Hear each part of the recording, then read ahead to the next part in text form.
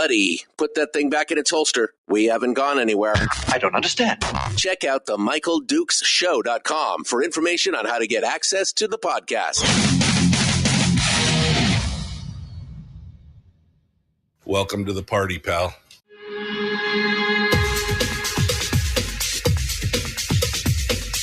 The Michael Dukes Show. The greed and the entitlement is astounding to me. What more could you want from a low-budget radio program? This is a dumpster fire. That was just BS. It is time to get a new perspective. We know just what you need, and we've got just the cure. Open wide and prepare for a steaming hot cup of freedom. I just don't fathom it. The Michael Dukes Show, streaming live across the world. Oh, yeah. Live around the world on the internet at michaeldukeshow.com. And around the state of Alaska on this, your favorite radio station and or FM translator. Good morning. Sorry, was that a little too much in the morning? Somebody said that one time. Boy, you're just so raw. Would you rather this was NPR? Good morning. This is NPR. We're here to tell you something calmly.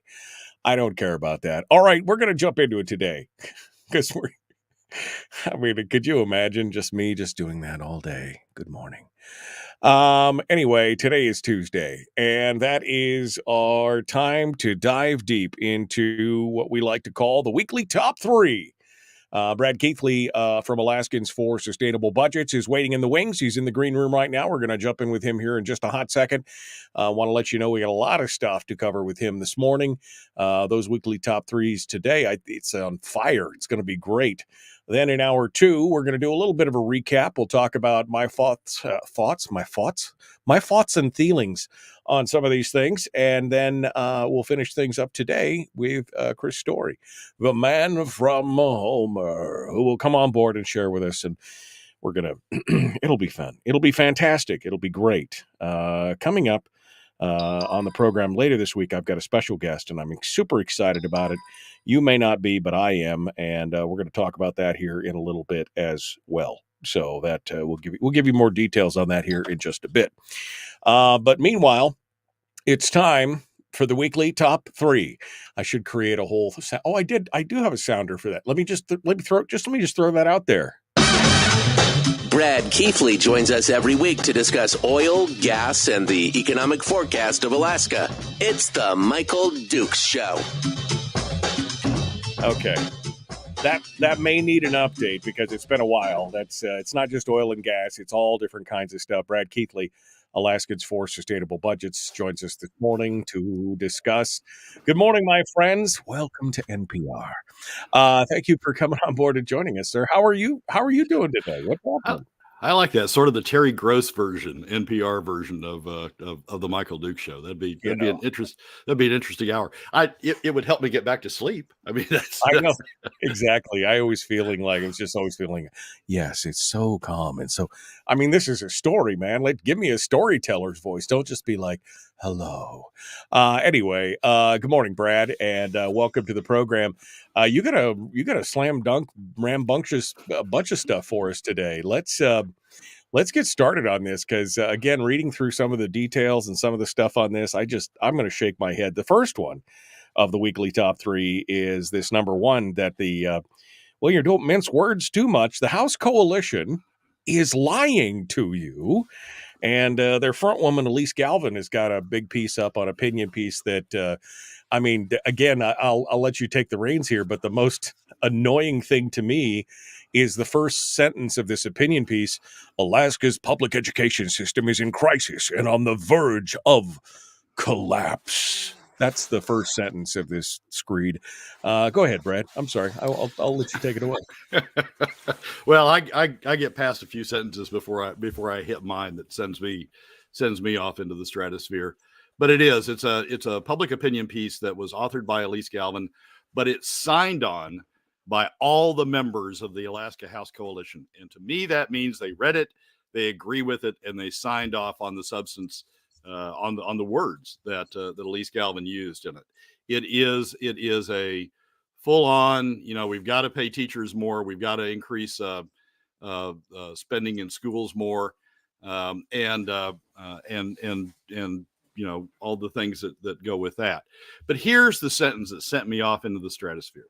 She sets up, we need more spending. We need additional funds in the hands of teachers. We need all sorts of additional funds in the hands of K through 12. And here's the two sentences. And there is a budget surplus. So what's the hangup? This is an editorial signed off by all of the members of the Alaska House Coalition. All of the members of the Alaska House Coalition are trying to tell Alaskans that there is a budget surplus. Now, some Alaskans are sharper than others. Many are much sharper than me.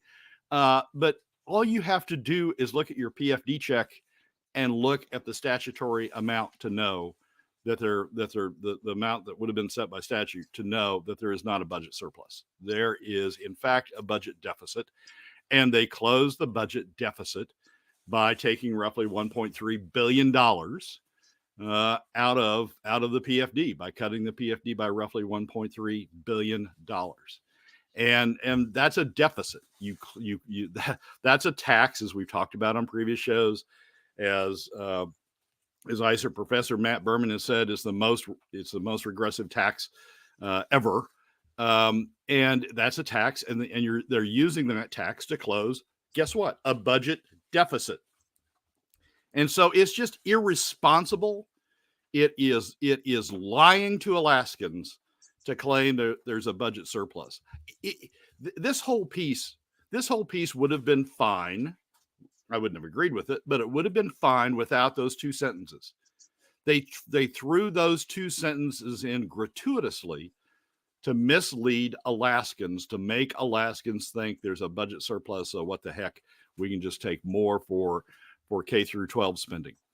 What they're referring to, what their defense would be, is when Bert set up the budget, he set up operating budget spending, capital spending, statewide spending, and then there is a line in the budget that's called pre-transfer surplus, about $305 million.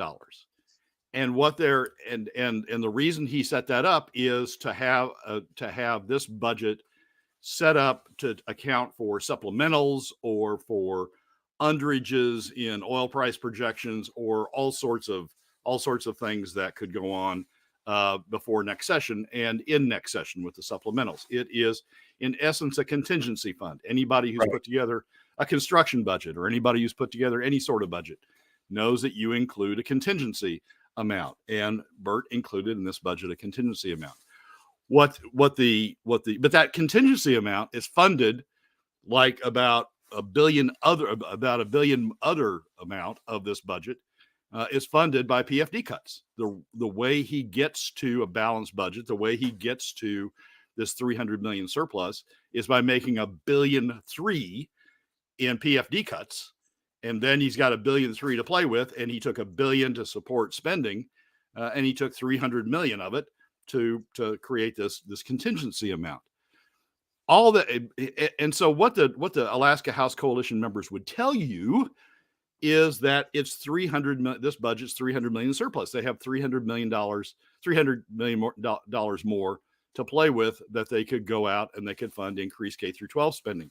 So as Elise Galvin put it, and as all of the members of the Alaska House Coalition signed off on. So what's the hangup? But it's $300 million that's funded by PFD cuts. It's not a surplus. It is $300 million extra dollars that got taken out of the PFD in order to create this contingency amount. So it's hugely misleading. It is hugely false. It's the Alaska House Coalition members lying to Alaskans in an effort to make their case. I got to tell you, I had a lot of respect for some of the members of the Alaska House Coalition, that they were trying, were trying to, be responsible in how they balance the budget, that they were making progress toward finding alternative revenues to help balance the budget. But all of them signed off on this, and I've lost respect for all of them. If any of them read that sentence and signed off, every one of them read that sentence and signed off on this piece. That sentence is in a jointly signed piece. Every one of them read that sentence and signed off on that piece. If that's what they think Alaska's fiscal situation is in, then they have no business being representatives, because they don't truly understand the fiscal situation the state's facing.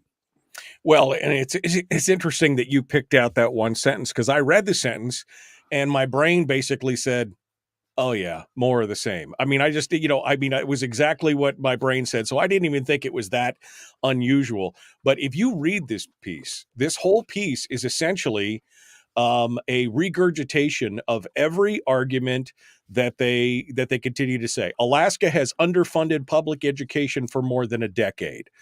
Again, it's on the verge of a collapse. Every poll shows Alaskans overwhelmingly support increased education funding. Well, what was the question that you asked?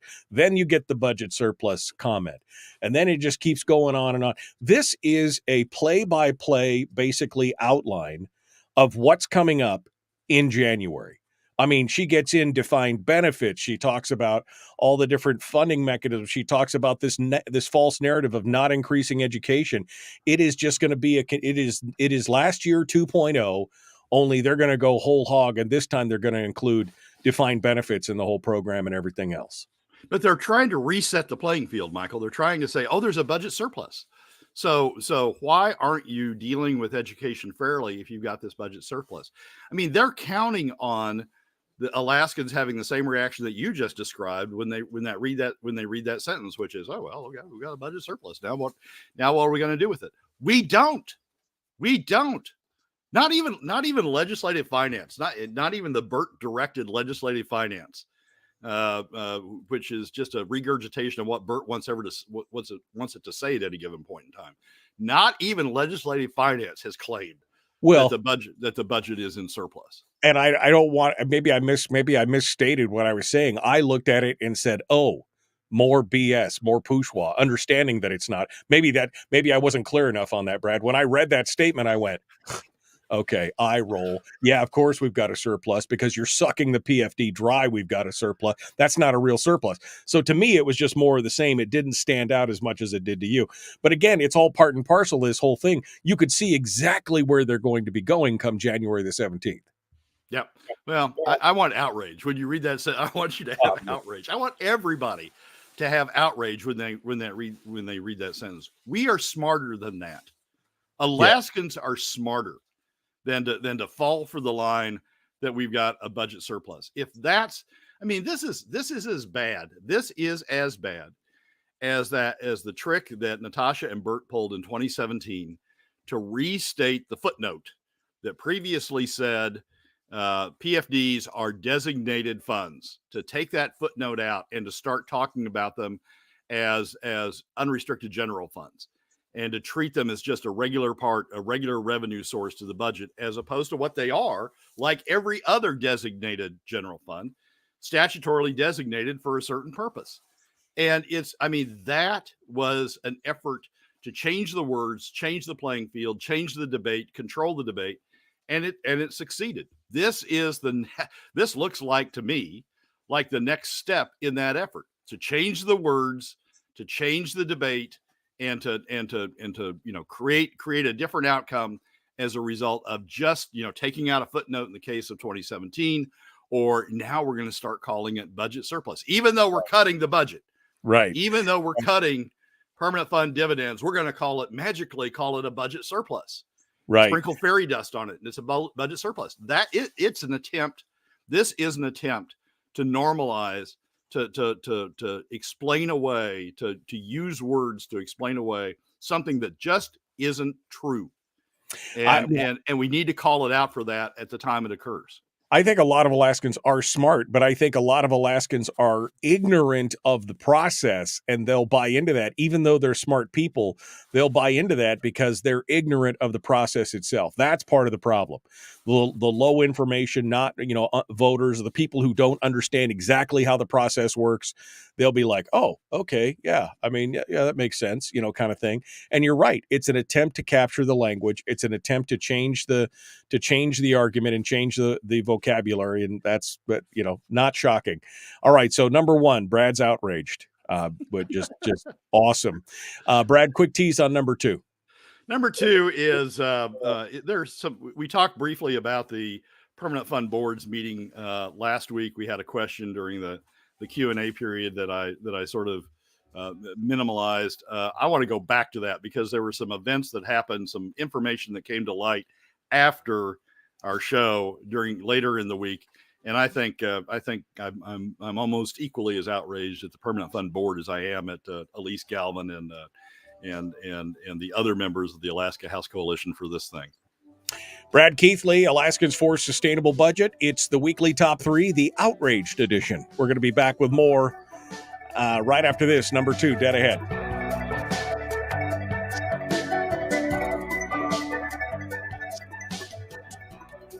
If you missed the show, you can listen to it on your time with Dukes On Demand. Oh, and it's free. Like America used to be. Streaming live every weekday morning on Facebook Live and MichaelDukesShow.com. All right, we're in the break right now. Brad Keithley, Alaskans for Sustainable Budget's our guest. Donna actually makes a valid point. She goes, the most disturbing part of the op-ed is that more money will fix Alaska's education system. I mean, you're 100% right. I mean, the definition of insanity is doing the same thing over and over. Here we are at the top of the heap as far as student expenditures in the country. We're in the top 1, 2, 3, somewhere in there. And yet they just say, well, what we need is more money. I mean, it would be better if we're at the top of the heap for spending, but we're at the bottom of the heap for educational outcome. But what we really need is more money, more money, MOAR, more. And it's insane. It's frustrating and it's insane. I absolutely disagree that that's the most disturbing part. I mean, yes, it's a disturbing part. It is not the most disturbing part. Go back to 2017. And what happened when they changed the language in 2017 to eliminate the footnote that said permanent fund dividends are designated funds. Designated funds, for those who want the catch-up version of the show, designated funds are funds that are statutorily designated for a certain purpose. Constitution says you can't dedicate funds, so they're not dedicated. The legislature can move them around, but they are designated for a certain purpose. And it is not common for the legislature to go in and grab designated funds. And another example of designated funds are the tuition that's paid for by UAF, UAA, by the college students in the state. Those are designated for a certain purpose. They're designated for use by the university, but they're not dedicated for that purpose. And the legislature can go grab them and use them for other purposes. The legislature doesn't do that, though. And up to 2017, we had the PFD in the same way. What happened in 2017 is they dropped the footnote. They started treating permanent fund earnings, including the dividend portion, as UGF, as unrestricted general funds, and said we could spend it on anything. And that change in the language is what opened the door to what we've had since. Newspaper articles that say, yeah, they're UGF. Yeah, you can spend them on anything. And a whole era of legislators and newspaper reporters and newspaper editors and people commonly talking about that stuff as unrestricted general funds. This is exactly the same thing. This is an attempt to change the language and say, those PFD cuts, don't worry about those. That isn't a deficit, a budget deficit. That really created a budget surplus. It's an effort. It's a Orwellian effort to change the language in a way that favors spending those funds, treating those funds as surplus funds. If you cut the PFD, they're surplus funds. We can spend them on anything. Don't worry about the PFD. We haven't mistreated it. It's just it's gone anyway, despite the statute. And I think the most insidious part of this op-ed, K through 12, an issue of the moment. This is a fundamental about fiscal policy going forward. If we start treating PFD cuts as surpluses, then we've entered another entirely different era about how we're going to put these budgets together. Donna says, if we're debating about which is the worst part of this op-ed, we can conclude that it's really bad. And I would agree.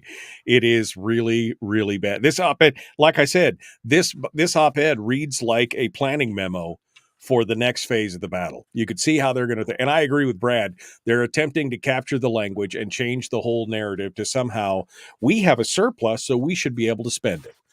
Even though that surplus is on the backs of Alaskans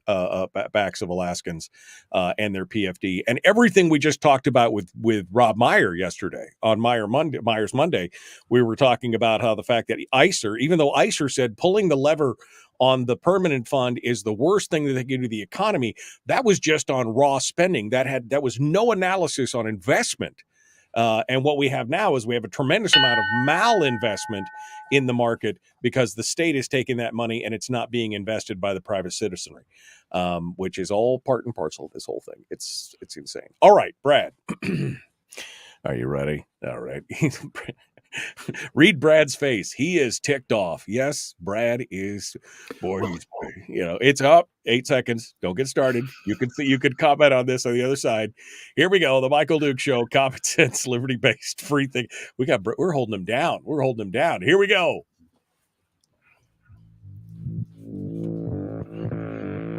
Public enema number one. Oh, wait, sorry. Enemy. Public enemy number one, which makes more sense. On the other hand, he's a little bit of a pain in the Michael Duke Show.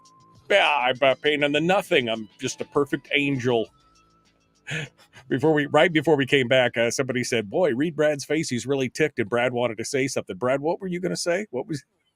Oh, it was simply that. I mean, the setup was something like, I don't know. It was simply that I'm disappointed. Some of these members of the Alaska House Coalition, I thought were making progress toward understanding Alaska's fiscal situation, and Elise wasn't one of them. And if this was solely signed by Elise, then okay, yeah, it's just sort of par for the course for her.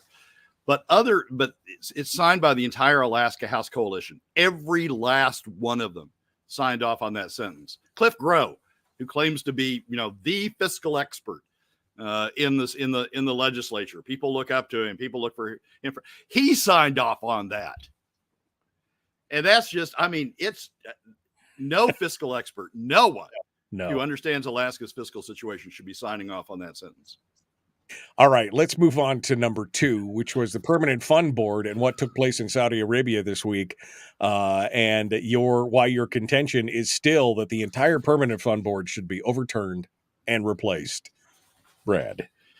Yeah. So last Monday, there was a meeting of the Permanent Fund Board at which they considered various paths forward. One of those was to substantially increase the risk that the board's undertaking, that the board's undertaking with its investments in an effort to get super returns above the 5% historic target they've had, move those returns with inflation or after inflation up to the 7% range by taking more and more and more risk. Well, the problem to get higher and higher returns, problem with more and more risk is it doesn't always pan out. You end up with losses, and those losses may overwhelm the gains, and you may end up going backwards as opposed to going forward.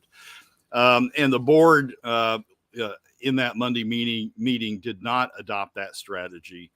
And the question we had last week was, well, what's my reaction to that? My reaction was, well, that's fine, but there are other steps there.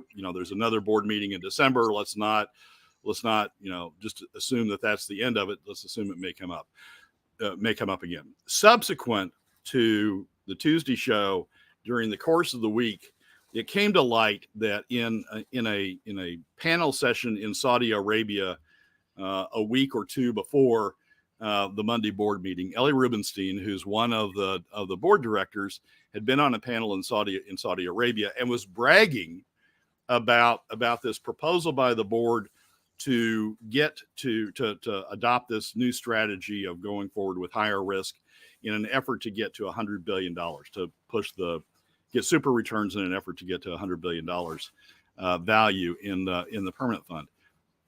And if you watch that panel discussion and then look at all of the commentary around the panel discussion since, what she's really doing is saying, and she called that proposal, by the way, my baby, during the course of the panel discussion. What she's really saying is, look at me. I'm getting the Alaska Permanent Fund to what she called the $100 billion club, the $100 billion in value club, the most sovereign wealth fund.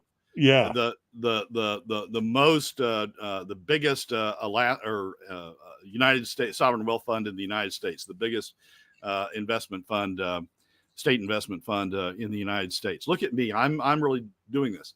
And the more I've watched that tape, the more I've looked at the commentary, what we're really in the middle of is an ego trip.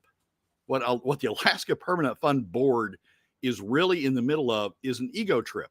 They want to get us to the $100 billion club. They want to be with the big boys. They want to be part of the Saudi Arabian investment at the level with the Saudi Arabian investment group. They want to, be thought of in the same terms as the Norway investment. We want to be major players. Us, Permanent Fund Board members, want to be major players. She said something. So I think they're on an ego trip. Two, well, and also in support of one is during the Permanent Fund Board meeting, they considered opening a bunch of new offices. London, Singapore, New York City, great places to travel to. Oh, and as board members, we'd have to go to, be seen in those places. They also, and Michael, this is the thing that really ticked me off. Dermot Cole has this in his reporting. They also approved a budget of $250,000 for global communications. What the hell is that? I mean, why does the Alaska Permanent Fund Board need global communications? What we need are good investments. We don't need to be bragging about the investments. We need to be making those investments. Oh, it's all about marketing, Brad. It's all about marketing. Come on. And a $250,000 budget, for global communications is nothing more than to promote Ellie, to promote, the members of the board as, hey, we're big members. There's one other thing that Ellie said that originally I didn't focus on, but as I went back and listened to the tape over and over and over again, it gradually dawned on me what she was saying. She said this is a board of politicians. She's the only non-politician on the board. And some people, Dermot included, sort of ignored that and said, well, that was just a misstatement. It's not. Look at that board. You've got Adam Crum, who clearly is running for governor. If he can't run for if he can't run for U.S. Congress, he's running for governor. Jason Bruni, who's also rumored to be in the mix to run for governor. Craig Richards, who, views himself as the power behind any throne that's up there. He used to be Walker's attorney general. Then he had a split with Walker, and all of a sudden he's Dunleavy's best friend, and stays on the board because he's Dunleavy's best friend, sort of the fixer, the power behind the throne of Alaska. We do have a political board. We do have a board that's full of politicians, and their egos and their desire to drive the fund forward so they can use that as part of their campaigns is part of what's going on here. We have lost luck. One of the things as you go through that board meeting that you understand is that we were saved by the board of advisors, the board of real money managers, the board of real investment people that advise the Permanent Fund Board. And to a person, they said, look, this expectation of getting to 7% return in the current environment is just foolish. You're just going off on a fool's errand. You're putting the fund at risk. It's a bad thing. They were the grownups in the room. And what that really made, and Jason and Adam and Ellie all pushed them and said, oh, now come on, really, how do we get to 7% real rate of return? Tell us the secrets of how we get there. And they all said, there are no secrets. You can't get there. You're putting the fund at risk by doing it. What you come to realize as you sort of walk through that is that's the kind of board we want. We want the advisory board as members of the board if we're going to have politicians anywhere around this thing, we're going to have people on ego trips anywhere around this thing, they can advise it. They can advise the board. But we want grown-ups running this board, not people on ego trips of I'm in the $100 billion club, or look, I'm running for governor. Look what I've done as I've been permanent fund board trustee. Well, we need to replace this board. And that's really some of the things that struck me in this article that Dermot wrote talking about this, and some of the quotes come back to, you know what this really reminded me of? This reminded me of Natasha. Because here you have another, woman who came in and under, daddy's money or whatever. And she name drops this whole thing, oh, my dad was so disappointed when they said they were pulling back from their investment projections, down from 19%. Oh, dad was so disappointed. And then talking about how she's pushing the woman in the workforce and the ESG and all. Look, I don't care about any of that. I want the best return and the most stable fund for the investment that it can be. And these people are all coming in with agendas that have nothing to do with what's best for the state of Alaska. It's what's best for them is what's going. You could see it. Very reminiscent of what Natasha was doing. This is a fund. This is a board that's been appointed by the governor without vetting by the legislature, without public vetting.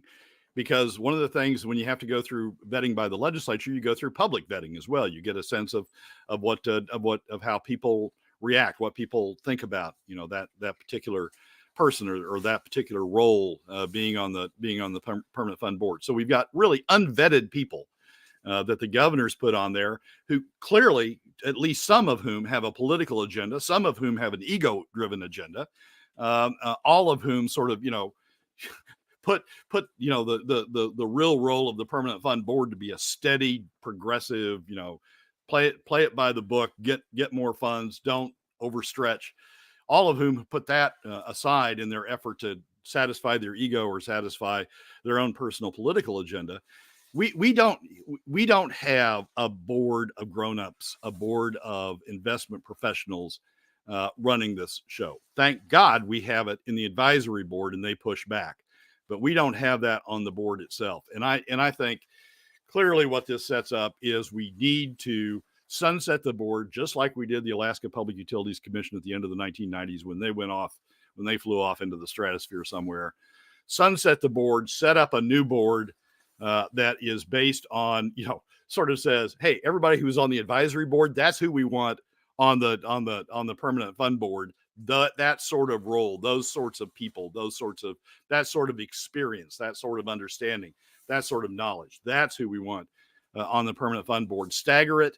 And make it subject to legislative approval and reset what we're doing with the permanent fund board, because this one is showing us how far they can spin off into the universe. And I don't think it's over yet. I mean, people say, well, they've tamped it down. They don't think it will come back. I'm not kidding you. Ellie Rubenstein's on a drive to be a part of the $100 billion club, by gosh. And I don't think this thing's dead yet, given the players we have on that board. So I think this legislature really needs to take a hard look at what we've got on the permanent fund board. One interesting fact that Nat Hertz reported on his blog, in his Interesting Things blog, Kathy Giesel hired Angela Rodell for this coming legislative session.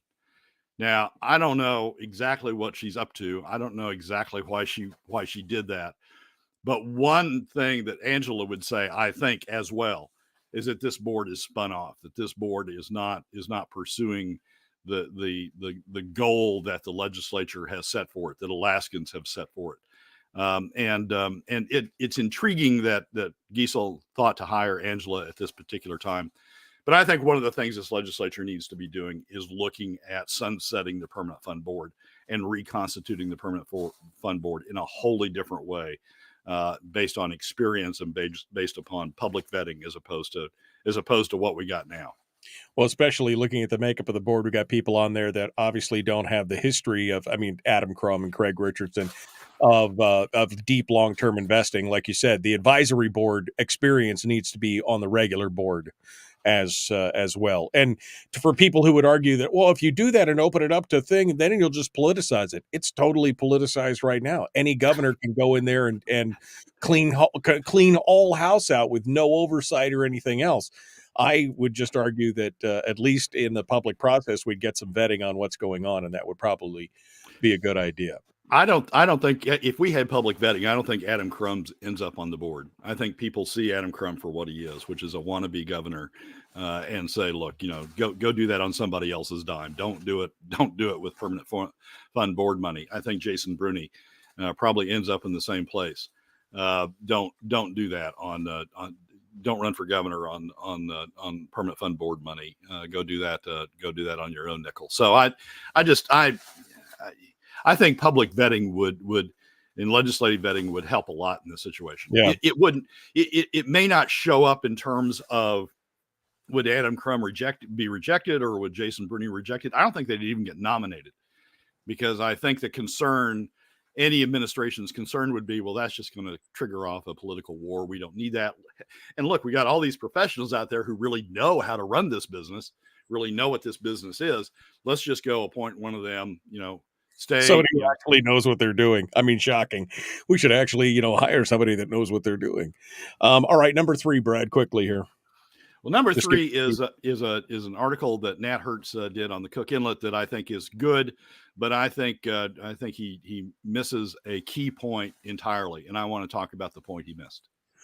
All right, Brad Keithley, Alaskans for Sustainable Budgets. We're continuing with him in just a moment. The weekly top 3 continues. It is the Michael Duke Show. Common sense, liberty-based, free-thinking radio. We'll return with more. And number 3 of the weekly top 3 right after this.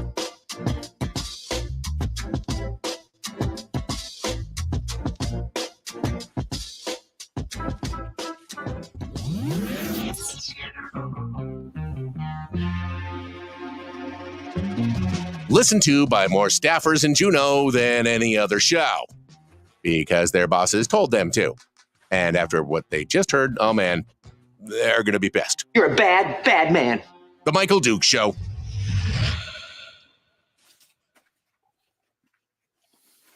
All right, Brad Keithley, our guest, Alaskans for Sustainable Budgets.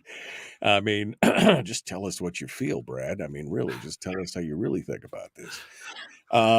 It's just, to me, it was insane, the people that they were putting on this board who had no experience in those kind of maneuvers. I mean, my thought was, historically, the board has been, pretty disconnected necessarily from politics in general. It was all about building the fund and continuing to grow the fund and the expertise to do that. And it just seems like over the last 10 years, that fundamentally has shifted away from this.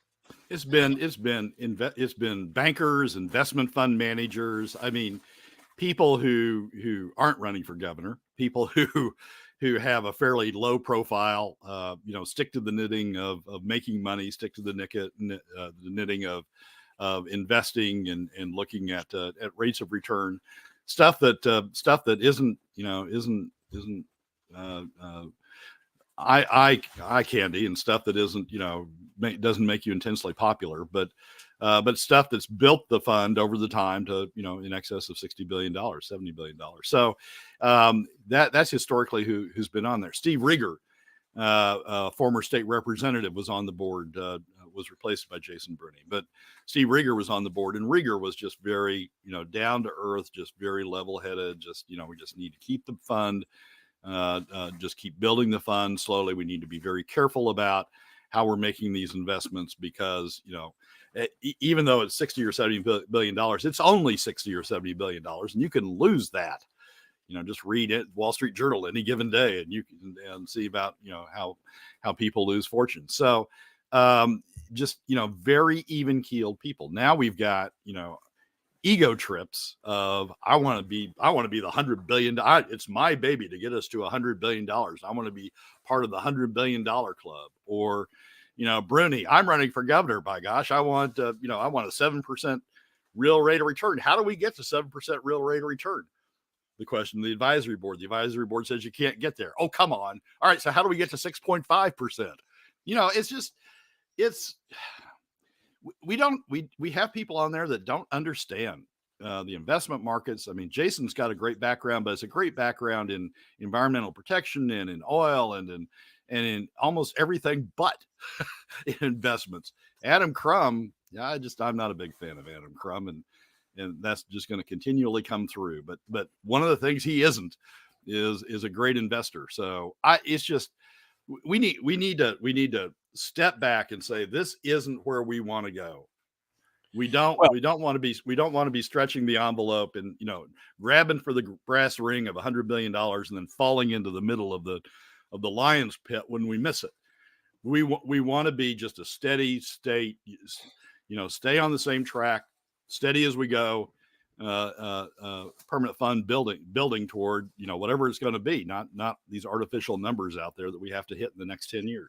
You could see that there's just people just trying to put another notch in their belt, another trophy in the case, another way to brag about what their accomplishments are. That's what it becomes about. It becomes about their own personal drive, their own personal goal, instead of the overall goal of the fund. I mean, again, reading this article from Dermot Cole and seeing all these comments, and these are direct quotes from Rubenstein on all these things, and you could see this is about her notching her stock on another on another win for I'm a woman. I did this $100 million club. I need to be part of it. This is my baby. This is what it's all about. It's not about what's good for the people. It's not about what's good for the fund. It's showing that she got there and she did it. You could see it. I mean, it's very much self-interest instead of the overall interest of the funds. Exactly right. And that's what, and some people will say, well, that's just the members we've got on there. If we change the members, it'll be okay. No, it's not. I mean, we're now seeing what happens when you have a gubernatorial only appointment board and you have a governor who is, I don't know, disengaged. Is that the word we're using right now? A governor who really isn't paying attention to the basics. Who's, worrying about his next election when he runs against Lisa. Oh, don't worry. He's the 5th most popular governor in the country. Didn't you see that the other day? Yeah. Amongst who, I don't know, but apparently he's the 5th most popular governor in Alaska or in the country. He may be the fifth most popular governor in Alaska. He may be. But we need a professional board. This board has demonstrated how bad you can get. Well, hopefully this is as bad as we can get. Hopefully we can't get worse, but it's demonstrated that this process produces a board that does this. We need to wipe it, just like we did with the Alaska Public Utilities Commission in the late 1990s. We need to wipe it out and we need to start over again. Don't worry. Nothing's going to fall through the cracks. It's seamless, one to the other, and get a professional board and keep going down the road that we've been going down. I'm going to go ahead and post this article from Dermot Cole up in the chat room for those of you that want to take a look at it and see it. Brad Keithley is our guest. Alaskans for Sustainable Budgets. The weekly top 3 continues with number 3. We're going to jump into it right about now. So hold tight. Buckle up, Buttercup. Here we go.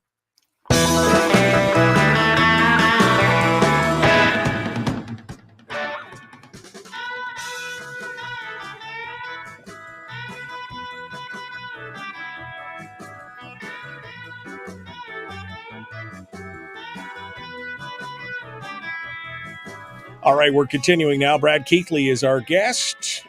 Weekly top 3 continues. We're on to number 3, which is the press is starting to get it, but not 100%. They're starting to see some of it, but still not the whole picture, according to Brad. Brad, go ahead. All right, so the Cook Inlet is getting a lot of attention. We talked about it on last week's show. We've talked about it on previous shows. The fact that there's a gas shortage. And now people are talking about, what can the state do to, essentially create gas? How much money and where should we be throwing the money so it turns into gas? What the Dunleavy administration has proposed so far is reducing the state. We've already given away all the tax. There's no tax on Cook Inlet gas. Now the Dunleavy administration has started to talk about subsidizing Cook Inlet gas by reducing the royalty, in fact, eliminating the royalty on new leases going to a net profits lease where the state doesn't get paid any royalty unless there's a profit under the accounting system used by the producer. And with respect to existing leases, reducing royalty perhaps to zero is the Dunleavy proposal. Nat Hertz, who probably is certainly one of the top five, maybe the best reporter that we've got in the state, doesn't work for an organization anymore. He writes his own blog. And this week came out with a piece that says, if Alaska wants more Cook Inlet gas, taxpayers should get ready to pony up. And basically what Nat's piece is looking beyond what the governor's proposed to what may be coming next, what may be in George Rauscher's mind that he's going to propose next, which is going back to the credit system and giving producers money, trying to turn money into gas by giving producers money through credits, tax credits, or through refundable credits where they just get the cash, giving producers money in an effort to incentivize additional production. I think that's wrong. And Nat's got a great article, I think, that picks that apart. He's sort of looking beyond to where we may be headed past what the governor's proposed. But here's my thing with Nat. The headline, which is picked up, was the headline that Nat used when he put it on his own page, is the headline now that's being used when it's on the Anchorage Daily News opinion piece or opinion page and on the Alaska Beacon opinion page. Here's the headline: if Alaska wants more Cook Inlet gas, taxpayers should get ready to pony up. He's exactly right. It usually, when somebody sees that, you'll get a comment that will go, "Oh, Alaska doesn't have taxpayers." I mean, the oil companies are the taxpayers. They're the only ones that really pay tax. And so, what are you saying, Nat? That the oil companies should get ready to pony up? No, we now have a tax. I mean, we've talked about it a lot on the show. PFD cuts are a tax. What ICER's Matt Berman has said are the most regressive tax ever. And Nat's exactly right. Taxpayers should get ready to pony up. What Nat doesn't do is take that as a setup and talk about which taxpayers are going to get hit, which Alaskans are going to get hit, who's going to pay for these credits. The piece is entirely about the credits themselves and how they likely won't be effective, and how it's just throwing more money down the rat hole at producers to try to get them temporarily to produce more gas. He doesn't back up and say, yes, my headline said taxpayers should get ready to pony up, and here's the taxpayers that are going to be affected. Let's be honest. Your hopes were raised. You read the headline and you were like, oh, maybe he gets it. And then you read the article. Yeah, well, but it's progress. I mean, it's progress in the sense that at least now we're talking about taxpayers. At least we're now talking about, Alaskans having to pay for something. And he's right on the cusp, I think, of getting it and starting down the road of an equally as important road of, what are we going to spend it on, and should we be spending it on that? An equally important road is, and who's going to pay for it if we go down that road and spend it? He's right on the cusp, I think. That headline gets us right to the cusp of addressing that second issue, but then he doesn't do it. So I think it's progress in the sense of Alaska reporting that Nat is out there with a headline that says taxpayers should get ready to pony up. I think it's progress that we're recognizing that it's taxpayers. It truly is taxpayers that are going to get hit by additional spending, whether it's for the Cook Inlet or whether it's for K through 12 or whether it's defined benefits or whatever it is, that it's taxpayers who are getting hit. But he needs to, and reporters generally need to take the next step and say, okay, taxpayers are getting hit. Which taxpayers are there? Which Alaskans are getting hit with the burden of paying for these things? basically who are taxpayers at this point. And they don't want to acknowledge that it's a tax. They want to still say that we're all getting the free ride, as we talked about in the past, that'll be the next step in the evolution of, oh, Alaskans are getting a free ride. You need to do it just like every other state, and we should pay taxes at that point. You could see that that's coming. The buildup is already in the wind on that. But, I mean, it's good to see at least he's starting to be on the cusp of it. Now, if James Brooks and some of the others were, more intellectually honest on this and stop just regurgitating talking points, that would be a better thing. But I mean, it's a major problem here in Alaska, Brad. Wouldn't you agree that we just don't have a fifth estate that is really doing what they're supposed to be doing, asking the hard questions of either side, being skeptical of all sides at this point? I think that's fair, Michael, on fiscal issues. I mean, I'm sort of proud to see the pushback. The Alaska landmine had Ellie Rubenstein's tape first, but then to see everybody else sort of, look at the tape and give their own spin on it. I think that's a sign of pushback against some of what government wants us to believe. Government, broadly speaking, government wants us to believe some sign that the fifth estate's pushing back. But on this in particular, I mean, so let's look at this headline. If Alaska wants more coconut gas, taxpayers should get ready to pony up.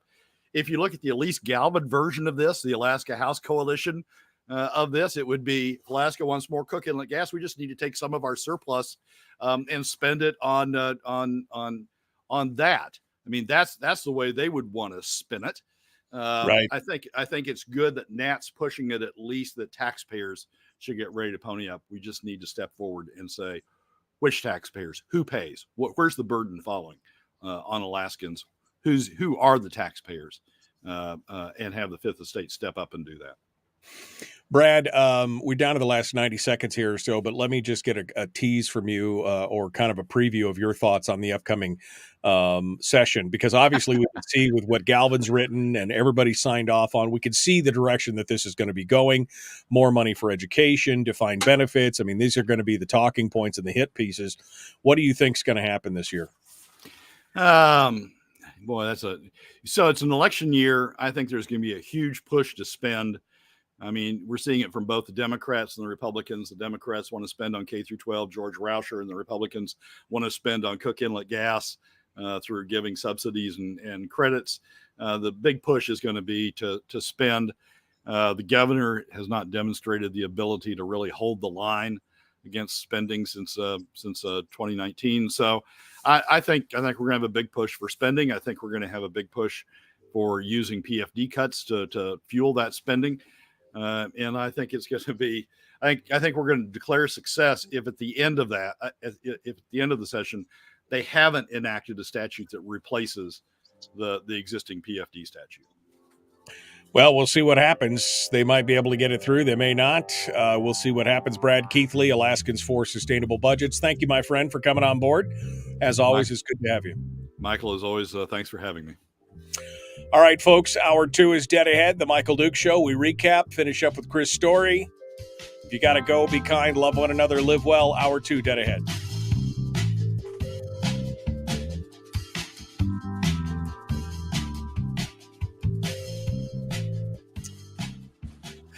Yeah, I saw this headline, Brad, and I immediately thought of you and thought, boy, we should discuss this.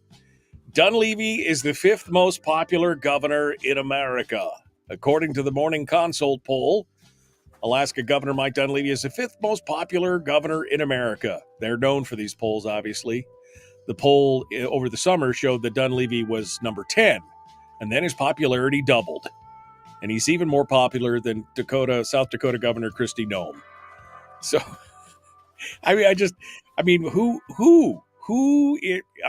it Alaska? I mean, who is, I just don't even know at this point. Michael, what's going on, I think, is everybody else is sinking, and Mike and Dunleavy's just sort of sticking where he is. I mean, Kristi Noem had to deal with fiscal issues. She had to deal with taxes. South Dakota has taxes, folks, and Kristi Noem had to deal with those, and had to confront the fact that the fiscal reality exists. And so that sort of pulls her back. Oh my gosh, she has to deal with taxes.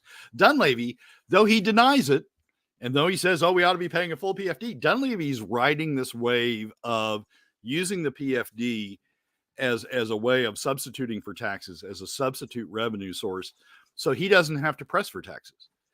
And so, every time he gets close to it, the press conference last year, where he said, oh, we're going to consider a sales tax, we'll have it out in the next day or two, and it never came. Every time he gets close to it, he gets, beat about the head and shoulders, and he pulls back from it, and he's not confronting it. And he's just he's as bad in this respect as Elise Galvin, right? He's as bad in the sense that he's just riding the PFD down, talking a good game about it, but signing budgets that increase spending and reduce the PFD, just riding it down and avoiding having to confront the fiscal reality the state faces. Yeah. And so that makes you popular when you don't have to talk. When you don't have to talk about that stuff. Christy has to talk about it, and so she gets dinged for it. I guess you're out of sight, out of mind. That's really what it's about. My criticism of I like Mike. I like to stand in the beginnings. But my main criticism of him for his entire tenure, after that first, battering that he took over the budget cuts, has been that he has been literally just absent from the fray. He has not been engaging the public. He has not been engaging his base. He started for a short period of time there putting out those little governor video things that he did on Facebook, which were, truly engaging, and I think gave people an idea where he's at. And he has totally discounted that. He's not going on radio. He's not, he's just like, he's absent from the scene. And I think that is the biggest mistake that he could possibly make. And yet he continues to do it. And like you said, maybe he's just lame ducking it now, waiting for his next 3 years to turn over so he can run for Senate. That is, and it is so disappointing to the people who voted for him in the base. That's the worst part, is that they're the ones that are disappointed. Does he think he's going to get their support if he changes office based on this track record? I just don't even know. Yeah. Well, as I say, he's skating. He's able to do that. He's able to be quiet because he's allowing the PFD cuts to absorb the fiscal problems the state's dealing with. He's talking against it, but he's not doing anything about it as it's going through the legislature. And he's just signing the budgets and not getting into controversial, tit for tats with the legislature. Yes, you shouldn't have spent that much, but you did, and so I'll sign it. You shouldn't have cut the PFD that much, but you did, and so I'll sign it. The most powerful, what many people say is the most powerful governor in the U.S. has the most power of any governor in the U.S. Is just rolling over. Just got round heels and right. Just rolling over for whatever the legislature wants. So you go along, get along. You don't create a lot of headlines. You don't get people out there pushing back at you. You talk a good game about, I stand for PFDs, but then you allow them to get cut, and you don't have any bad headlines that way. Because just roll over and wet on yourself at this point, and it's all fine. I wasn't going to say the latter. I'm going to do that. I'm going to say that. That's what it is. He had the opportunity. He blinked. And he passed it. He took the easy path at this point. Gary, I don't agree with you. Gary says, I truly and sadly think it's time to move on from harping on the PFD. Unfortunately, the PFD is not going to be around in the too distant future. A sustainable budget should focus on finding those areas where the budget could be cut down. First, I disagree with all of that, but Brad, I'll let you comment on it here in the last minute or so. Was Gary around in 2019? Was he around for the debacle of 2019? Yeah. And has he been around since, when the governor hasn't taken a stand since? You and I, for the entire 20 teens, we found all these places where the budget could be cut. And what good did it do us? None. The real stopping point, the real thing that we have that would stop this is if the top 20% had to pay for part of the cost of government. They would push back. They would say, no, I don't want taxes for that. I don't want taxes for this. I don't want taxes to go to Ellie Rubenstein to travel over to Saudi Arabia. I just don't want taxes. But they don't say that. And they don't say that because we've allowed the PFD to become the punching bag for increased spending and for how we fund. Until we stop that, until we stabilize the PFD and say, if we're going to spend, the top 20%'s got to spend also. Oil companies are at risk for increased taxes to spend also. Until we stop that and switch it over to where people are at risk from increased spending, we won't get spending stopped, and we'll continue to see the PFD erode. So to me, the PFD is the key. You get that up, and stop talking about it. We're done. Period. End statement. I agree with that. Brad, thank you so much, my friend. Appreciate you coming on board. Folks, we're going to jump into hour 2 here. I'm going to reset, so you'll get 20 seconds of the blue screen. Brad, thank you so much. Appreciate it. Michael's always thanks for having me. Here we go. Common Sense Radio.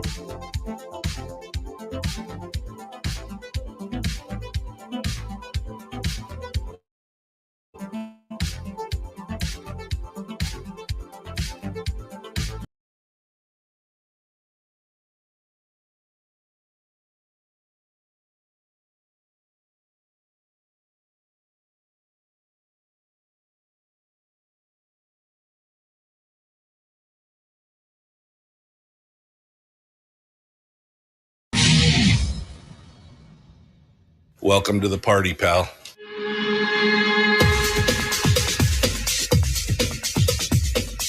The Michael Dukes Show. The greed and the entitlement is astounding to me. What more could you want from a low-budget radio program? This is a dumpster fire. That was just BS.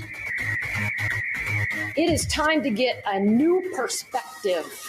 We know just what you need, and we've got just the cure. Open wide and prepare for a steaming hot cup of freedom. I just don't fathom it. The Michael Dukes Show, streaming live across the world.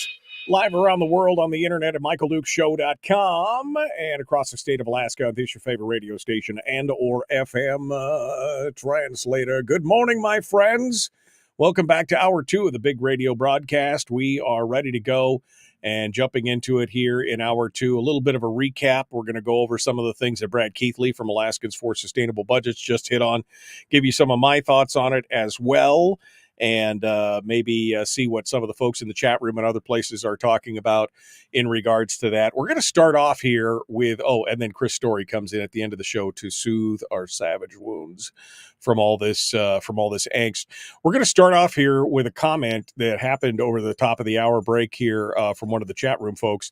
And Brad just, as a parting shot, he kind of went out after it and talked about it. And I'm going to dissect it just a little bit. Gary in the chat room made a comment, and he said, I truly and sadly think it's time to move on from harping about the PFD.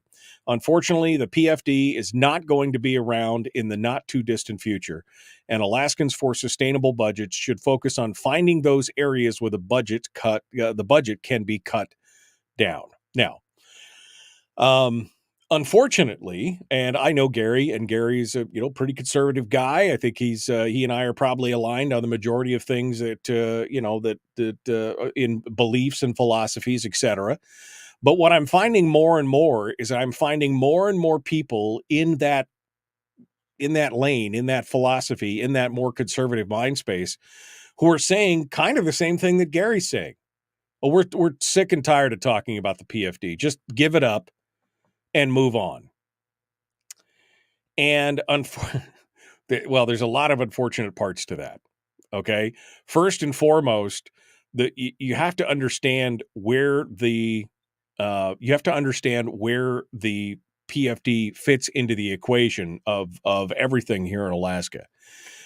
For those of you who don't know, and I guess with just a small primer here as we get into this, but Alaskans do not have the right to their subsurface minerals, right? That was something that was decided not by the state, not by anybody really here. It was decided by the federal government as a condition of statehood. They were concerned at the time that Alaska would not be able to pull its weight because of the lack of population and the geographic size of the state, that Alaska would not be able to fund itself, and that the federal government would be responsible for a lot of the infrastructure, yada, yada, yada. And so as a condition of statehood, they made the state retain the subsurface mineral rights to almost all land, with the exception of federally patented land, with all land in the state of Alaska. This is a very, very unique situation, right?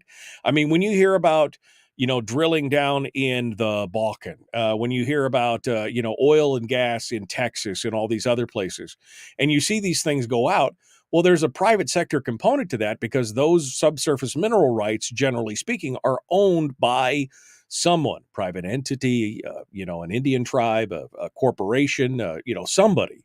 And so it's a whole different breed of cat here in the state of Alaska than what we see out there in the rest of the world. And when we first received that first royalty payment, that first payment as a state, as owners of the state, in 1969, 1970, right in that area, it became abundantly clear that there was a problem with the plan that they had come up with this whole subsurface mineral rights thing. As it happened, because the first thing that happened was when they got that first royalty check, and it was nearly $1 billion. It was $900 million and change, somewhere in that neighborhood. And by the way, at that point, the state budget was $162 million that year. 162, 164, right in the $160 million range for that year. And they received a check for almost $1 billion. Okay. You can understand that's some pretty heady stuff when you just got 5 years plus worth of revenue in a single royalty payment.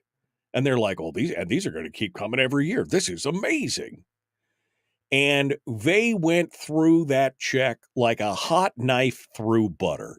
I mean, they giving drunken sailors a bad name. They went through that check so fast, right? They spent money on everything. It was a free for all. And the one thing that came out of that was that people like Jay Hammond, for example, saw that and realized, oh, we've got some problems here. This will not end well. Thus was the beginning of the idea of sharing the resource wealth with the resource owners. We are a collective ownership state. It's a socialistic deal. I didn't write it, but we've got to live under it, right? That's how it came out. It's all, we're collectively owned. And so Hammond came up with the idea of basically saying, well, since we're all owners, share owners, citizen owners of the state, then Alaskans should get a portion of that royalty directly into their own hands. Now, it wasn't that like, oh, the check's going to get cut and we're going to go ahead and just cut everybody a check based off of that. That didn't make any sense. And so they wanted something that was a little more stable and something that not only gave people a slice of the pie, but also gave the chance for government to put some of this money away and not spend it all in one place. And so instead of it being a direct breakout or a direct payment from the royalty payment itself, they created the permanent fund. Okay. The permanent fund came first. So the permanent fund came first. They started depositing 25% of all royalties into this fund. So the state got 75% right off the top, and then the remainder 25% went into the permanent fund. And then they said, okay, now that that's building and things are going on, we need to get Alaskans to have their share. So they took a 5-year rolling average of whatever that fund was and earned, not just how much was in the fund, but how much the fund earned over a 5-year period, every year for a 5-year period. And then they said, okay, 50% will go to the permanent fund. This was the plan. Didn't kind of go out that way, but 50% goes to the people, 50% stays to the government that they can spend. They created a statutory formula and everything else. And so when people look at this, and I've had politicians, some of my closest friends, and people like Gary who said, well, that's just government money. I mean, Gary's not saying that in this comment, but I can kind of read between the lines that this is what he feels like. Well, it's just government. We should move on from the PFD. Well, let me just ask, if you put your own money into some kind of fund, money market, whatever. And it spun off money every year. And they started taking big chunks of the money that you were owed because they are piss poor managers of that fund. Would you just be like, we'll just forget about that? I mean, just let them have it. It'll be fine. They'll, to where they eventually consume the entire thing. Would you be so blasé about that? If you'd actually taken your own, money out of your pocket? Well, this is your inheritance, right? This is your right as a citizen of the state of Alaska. This is your money. Just because the government handles the money, just because they're the ones that warehouse it and distribute it, doesn't make it their money. I mean, I don't even care that the Supreme Court said, "Oh, it's general fund monies." That's right. That is not the intent of the legend. You just go back and read what they were talking about and read what they were saying about this during the time that they put the permanent fund and the dividend together. I mean, Lyman Hoffman read from the floor. It just, said, "Look, it says right here, first call goes to the people." That's what they understood. This was not government money. The government was the caretaker of this money. But see, like, again, this rogue money market firm or whatever, they've started to add all these bells and whistles and things like that and started to take more and more of the money unto themselves because they can get away with it, and we're letting them do it. So while I've seen this attitude before, of, I think we should just quit harping on the PFD. I'm tired of talking about the PFD. Just let them have it. First and foremost, it must be nice to not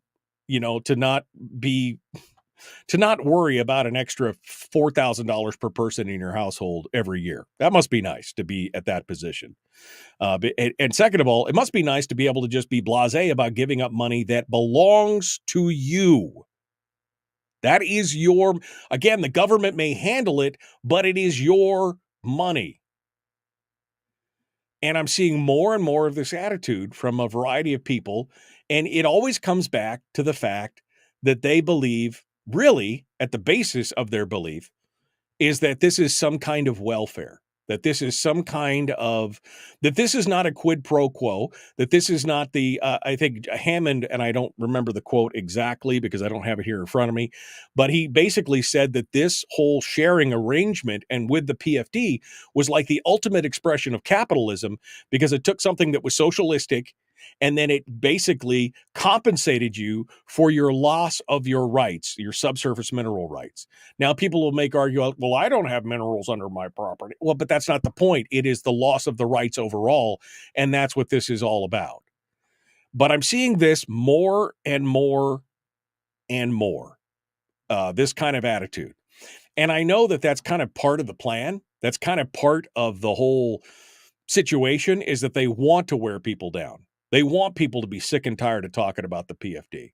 They want people, it's the whole thing back when Natasha was, This is day, I don't know what the heck day it is, Madam President. It's day a lot. And we're all tired. And it is time to get a new perspective. This fishbowl and air is very stale. My clothes, I'm so sick of them. I don't want to wear them anymore. I mean, this is the attitude, right? We're so sick of this discussion.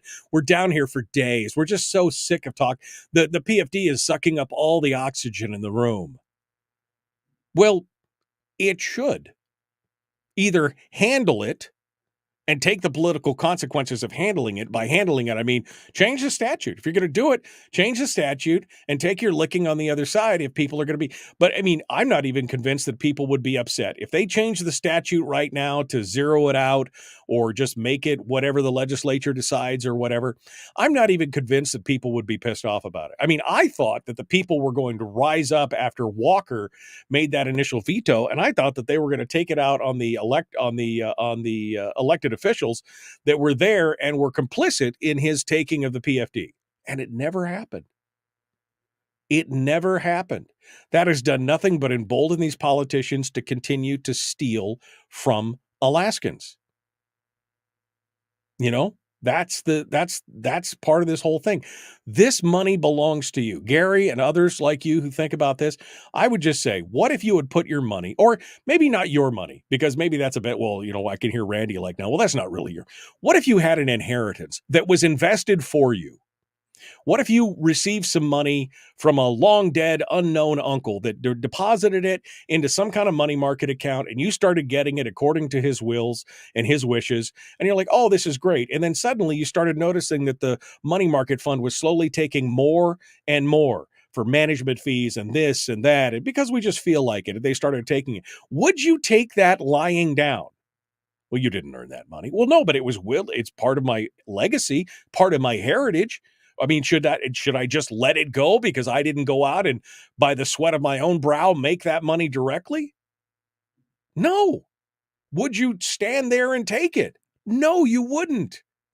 Why would we want to do that? Why would we want to give up on the PFD? And Brad made a valid point, and he made it off the air. And unfortunately, I'm not as eloquent as Brad is on this point. But to summate the whole thing, he said the whole key to putting Alaska back on track is fixing the PFD issue, taking that off the table so they can no longer dip into it at will, and they'll have to face the fact that they are overspending on what we have right now. If the PFD was off the table, if they just locked it and said, this, you can't touch it. If it was constitutionally protected, all of a sudden, all these other programs out there that have been living off the largesse of the PFD, been leeching off the PFD, all of a sudden, they would have to be justified. They would have to compete in the marketplace of ideas for all of these different things that they would do it. And all of a sudden, people would realize that the state is spending much more than they're taking in and cannot continue to do it. That is the reality of it.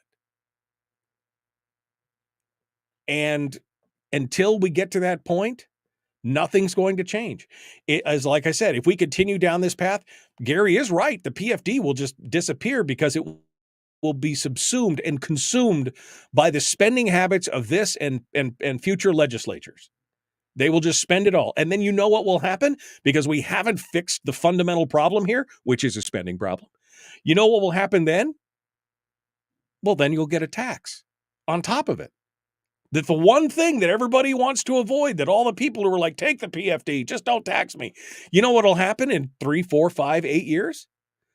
Your legislator will look you in your eye and say to you, well, all these other states have taxes, and you, my friend, have been getting a free ride. And so what we should do is we should do like other states do, and we should tax you. You should pay your fair share.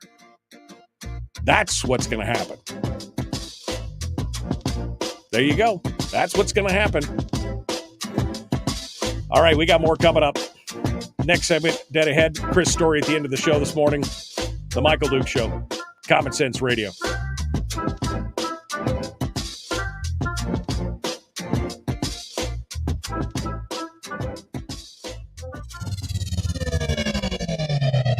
Your mental suppository. The Michael Duke Show.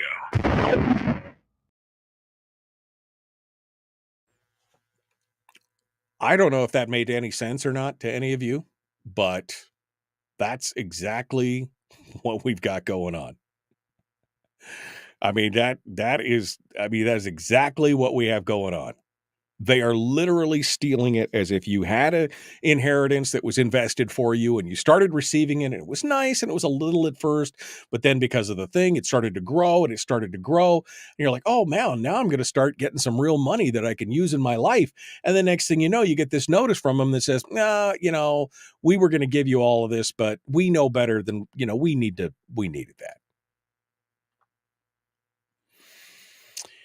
that. Donna asks me, would you support a constitutional PFD first before implementing all of the recommendations from the Fiscal Policy Working Group? It's a serious question.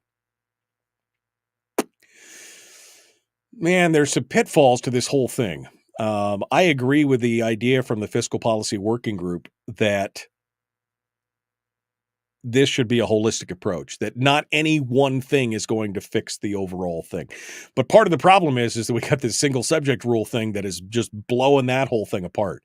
We saw what happened last year when they tried to put pieces together, and Ben Carpenter working like a dog trying to get all that done. And he just kept getting roadblocked. And, so while I agree it needs to be holistic, yeah, I think I would support I think that would be the first step. That would be the first. It couldn't, in isolation, in and of itself, it would go quite a ways towards fixing the problem because, like I said, the first thing that it would do is that it would force people to look the truth in the eye and realize, oh, we've been covering all this deficit spending with the PFD. We've been spending much more than we take in and much more than is sustainable. And the only way we've been able to do it is because we had the PFD. If you took the PFD off the table, there would be, I mean, you would hear some sphincters slamming shut from here. You'd be like, oh, they're just tight. Oh my God. Look at what it would be the first step, I think. I think it would be the first step in many. Would I support it before implementing all the other ones? I think of anything else that was on the table that the Fiscal Policy Working Group recommended, which included oil taxes and sales taxes and cuts and a spending cap and all those other things. I do agree that this is something that you could do first to get the ball rolling. But if you just left it at that, I don't think it would be enough on its own. I definitely think it would be a great first step. That's, in my mind, I think that would be a great first step in getting things rolling because, again, it would immediately put the pressure on the legislature to take a hard look at their spending. So there you go. I don't know if that was the right answer for you, Donna. I don't know if that's what you were looking for. But you asked, I answered. It's best that I can do. Gary says, been here 31 years and nothing is stopping him from taking more and more of the PFD. Gary, I've been here 53 years. Well, I spent a year and a half in Hawaii. So, I mean, I guess, I've been here 50 years. The only thing stopping them from taking more and more of the PFD is you and me. That's what's stopping them. Otherwise, they would have reversed this thing and overturned this thing a long time ago. Right? So they only win if we give up. They only win if we stop making a fuss about it. If we just roll over and say, okay, whatever you want, we'll do. You do know better than we do, Mommy and Daddy. Thank you. That's the only way they win, is if we throw up our hands and walk away. Walk away. That's what happens. I can't see it any other way. Can't see it any other way right now. All right. Coming back to it. We're going to jump back in. I have no idea what we're going to talk about next, but I'm sure it'll be fun and frivolous. All right, here we go. The Michael Duke Show. Common sense, liberty-based, free-thinking radio. Let's do this thing.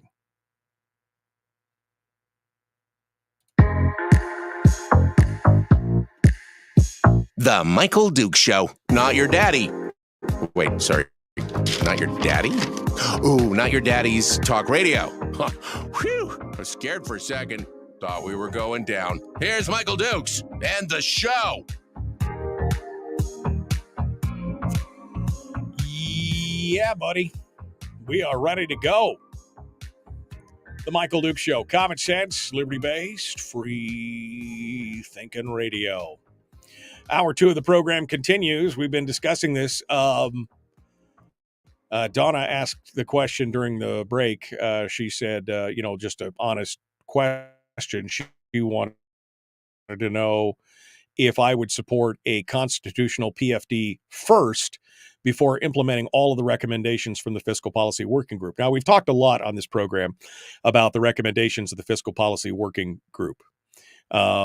And that, of course, was a plan that was put together by a diverse coalition of legislators. I mean, on complete and total opposite ends of the spectrum. But they came together, and they came together with a recommendation, and it was 8 or 9 points. But the one thing, and they all unanimously agreed that this was the plan that could put Alaska back on track. And they all unanimously agreed with that. But the one thing they also unanimously agreed on was that it could not be done piecemeal. It had to be a holistic approach. You had to change all of these things for it to work long term. Now, that ran up against some real problems. First of all, there's entrenched there's entrenched interests in the legislature that doesn't give two craps what the fiscal policy working group said. They have their own agenda, their own plans, their own, they're impressed by their own might and skill and intellect, and they believe that they know better than anybody how things should be done. And then you've got other elected officials, of course, looking out for their own interest. And then we ran up against the single subject rule, which is a component where they couldn't create, it's not like in Congress where you can create an omnibus bill, right, that covers, kind of a broad topic with a bunch of different components. You have to focus on a single subject inside that. Each bill has to be separated out. And of course, each time a bill gets separated out, it is open to attack. It's open to amendment. It's open to just, tabling or killing it. And the problem is they have this whole plan that requires all these holistic approaches. And you've got 8 different pieces or 9 different pieces, nearly impossible to get done. So Donna asked, one of the components of it was that they constitutionalize the PFD, right? That they protect it, they enshrine it so that the formula is in place. So it's no longer being this volleyball that gets batted back and forth in the legislature every year where the legislature decides how much the PFD is worth and all this kind of stuff. So one of the components was enshrine it. So Donna asked, would you support a constitutional PFD first before implementing all of the recommendations from the fiscal policy working group, which included cuts, sales taxes, new oil taxes, spending cap, all of these other kinds of things. And my answer to that is, yes, I would. I would. Is it ideal? Is it in and of itself enough to bring us back on track? No. But would it be a good start? The answer to that is yes. Why? Because it takes away the ability of the legislature to continue to kick the can down the road. See, they've been able to avoid the hard thing that's been staring them in the face for years. The hard thing that's been staring them in the face since 2017, 2016, 2017, 2018, the hard thing that's been staring them in the face is that they have a spending problem. They are continuing to spend more. We spent $16 billion out of the savings accounts. Money that had been socked away in the aughts and in the early teens when oil was in high cotton and we were making it and they were putting money away. And we spent that $16 billion over the course of just a handful of years because we refused to face the fact that we have a spending problem. They, of course, kept framing it as a revenue problem. We're just not bringing in enough revenue. And what they've eventually done is they've created to the point to where we now have a spending and a revenue problem. But if you enshrined the PFD and you took that wiffle ball off the table where they couldn't bat it back and forth every year, where they didn't have access and couldn't just dip into the fund on a whim and take that money to fill out their pet project or whatever else they're doing, all of a sudden, they would have to come, there would be $1 billion stop. There would be $1 billion gap in their budget. And they'd have to, all of a sudden, all of these programs, which are all so good for, oh, I love these programs. These take care of us. These are good. All these programs are good. Who pays? Well, it doesn't matter. We'll pay for it. It'll be fine. All of a sudden, all of these programs have to stand on their own merits. They have to compete for the limited number of dollars that are now available because the PFD has been taken off the table. Enshrining the PFD in the Constitution would be a tremendous first step in getting Alaska's fiscal house in order. And it would go a long way in and of itself, but it would not be the end-all be-all, because then you'd still have to have a spending cap. You'd still have to have new revenue measures, including taxing the oil companies, including some kind of sales tax, including, or, flat tax or whatever it is that you want it to be, including some kind of, cuts There would have to be cuts. If you took the PFD out of the equation, I think cuts would become part of the second part of the list because they just wouldn't be able to function. And all these other things would have to come in line. Now, ideally, you'd love to pass it as some kind of wholehearted, rounded, comprehensive, holistic package.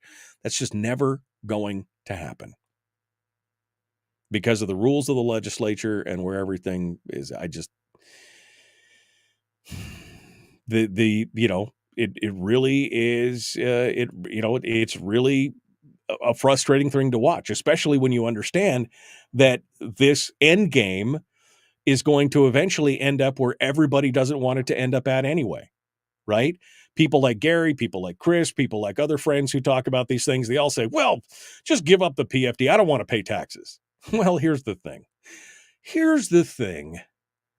You'll give up the PFD, and within a handful of years, maybe 8 at the outside, maybe shorter, maybe 3, maybe 4, depending on how hog wild the legislature goes, you'll be paying taxes anyway. And you won't have the PFD to offset it. It'll just be taxes. And you'll hear things, like I said, like, no, you just guys haven't been paying your fair share. You've been getting a free. I remember somebody made this argument to me about 15 years ago, and I just ripped them to shreds because you're getting a free ride. All this government's being paid for. No, Jack, that's my money that the government's getting their hands on first before I get it. That's the problem. The problem with this whole thing is that the money doesn't pass through Alaskans' hand, giving them a chance to utilize it, to possess it, to invest in it, to consume and spend with it, and then turn it back over to the government for them to do what they normally do with it. Again, divorcing the public and the private economy completely apart and not allowing that synergy that happens between government and private economies to go on, because they are dependent, right? Especially the government economy is dependent on that private economy doing well. In Alaska, we totally don't have that, and they could give 2 rips about it. That's what's going on right now. And that's that's the thing. What you are trying to avoid is going to happen anyway if you continue to allow them to take the PFD. I mean, I would put real dead presidents on. I'd put American dollars on that bet. That if we all just threw our hands up in the air and said, you know what? I'm sick and tired of talking about this PFD. Just take it. Just take it. Get out of here. Do it with it what you will. 3, 5, 8 years from now, they'll come back and say, well, we've got a problem. You just aren't paying your fair share. And we're going to have to institute some form of tax on you because you need all this stuff that we've created, right? You need all this stuff that we've created. When you say no, they're like, well, maybe you don't, but somebody does. They've become dependent on these programs. They've become dependent. That's where we're at. That's where we're at with this whole thing. You cannot give up the ship. I will fight for the PFD until it's absolutely gone, and then I'll still gripe about it. But you can't just be throwing your hands up in the air and be like, well, whatever. At least it's not a tax. Oh, baby. Yeah, now just give it a couple days. See what happens then. That's what's going on. So the answer to Donna's question is yes, I would support a constitutional PFD. That's a heavy, heavy lift. Why? Because you got to have a 2/3 vote of the legislature to get it on the ballot for people to vote on. Do I think people would vote for it? Yes. I think people would vote for a constitutional amendment to enshrine the PFD. But the powers that be are the gatekeepers on whether or not that comes to the people. The legislators who are reveling in their superiority, we know better than you how you should live your life and spend your money. They are reveling in that, and they do not want to give up that part of the power. So it will be a heavy lift to get that onto the ballot. especially with this Senate right now and the walrus. I know what I'm talking about. I know what's going on. No, I mean, he absolutely. I mean, he just, I mean, those kind of people, they do not want to give up their shot at power and what they're doing because I know exactly what I'm talking about. That was just BS. I mean, all right. Well, guess what? I gotta go. Wow, I was not expecting it to go that way. Chris Story's up next. The man from Homer. Just give up that PFD. It'll be fine. We got more. Directly ahead. Common sense, liberty-based, free-thinking radio. We'll be back with more right after this.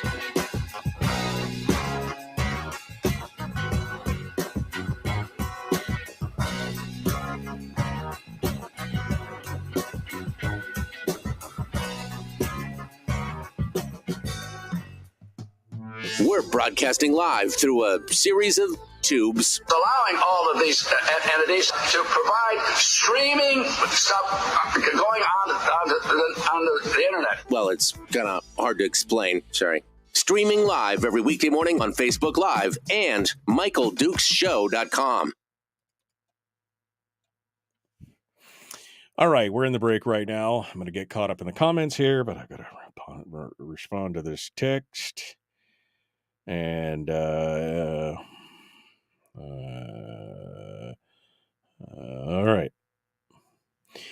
right, and we're going to do that, clear that out, see if we can get Chris Story on the horn, see if he's ready to go. Okay, all right, let me try this real quick here. I'll see if we can get him on the telephone, see what he has to say. And then I'll get caught up on the comments. Okay.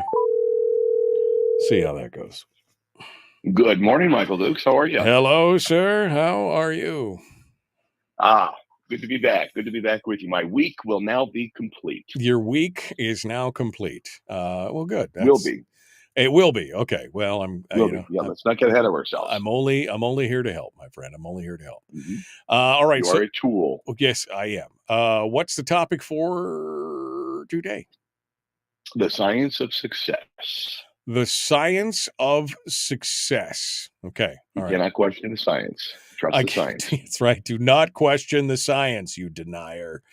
All right. Mm-hmm. Well, I'm going to put you on hold for a second because I have been remiss in getting to the chat room comments. So I'll put Chris on hold for just a second here, and we'll go back here. Randy says it's a trap. Don't support enshrining the concept of a free cash handout. Well, I mean, we automatically cannot even find common ground on that, Randy, because it's not a free cash handout. It's your money. So everything else you have to say beyond that is nonsense. Mike, I agree with you and Brad, but many of us made a calculation when Walker started messing with the PFD. The PFD comes out once a year, so it really doesn't affect my daily life. Taxes, however, come out of my paycheck against my will every day, so limits my ability to pay bills.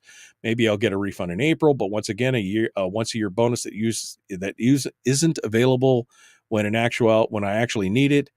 Okay, so it runs off the page. I can't read all of what Leela's saying there, but okay. Michael, if they put sales taxes and it hits everybody, tourists and everybody, they probably won't leave the permanent fund alone either.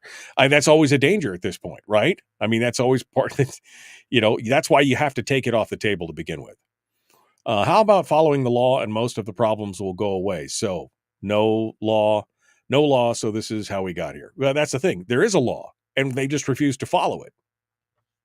That's part of the problem. # follow the damn law. Right? I mean, that's the thing. There has to be another way to enshrine the PFD aside from a constitutional convention. It doesn't have to be a constitutional convention. It could be a constitutional question. It could be an amendment. But again, that has to have a 3/4 vote of the legislature to get it in front of the people. They must think money grows on trees, says Amy. Well, they wish it would grow on trees because they would have, planted them all around your house and then come in and taken it all. they pass the BSA and pension retirements bill this next session.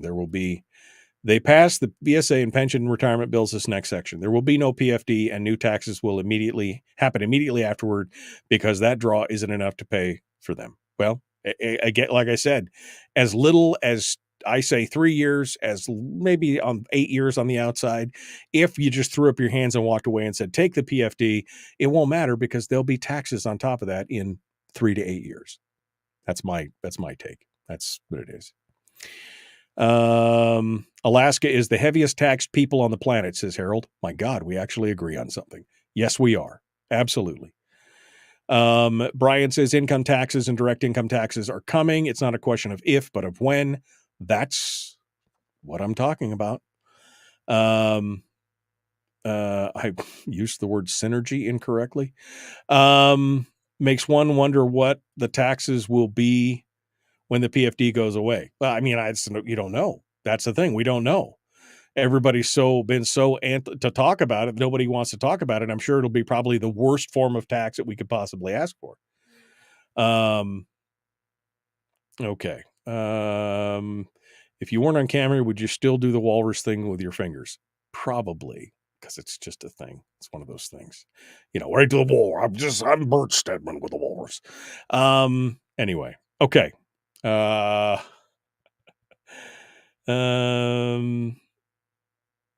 That's it. Capping it off. This is Harold. We're capping off the show with advice from a high schooler. Like, that's wrong. But then he follows it up with, well, you don't need an advanced degree to be successful. But he says, capping it off with advice from a high schooler. Yeah, Chris and I are both high schoolers. I mean, barely. But, I mean, we're high schoolers. Like, it's a bad... God. All right. We got to go. I'm going to let Chris comment on that when we come back because, I mean, high schooler. Is a, high schooler. All right. We got to go. Last segment of the show. Ready to do this. The Michael Duke Show. Common sense, liberty-based, free thinking radio. Like, share, follow. Do all the things. All the YouTube and Facebook things. Let's do it.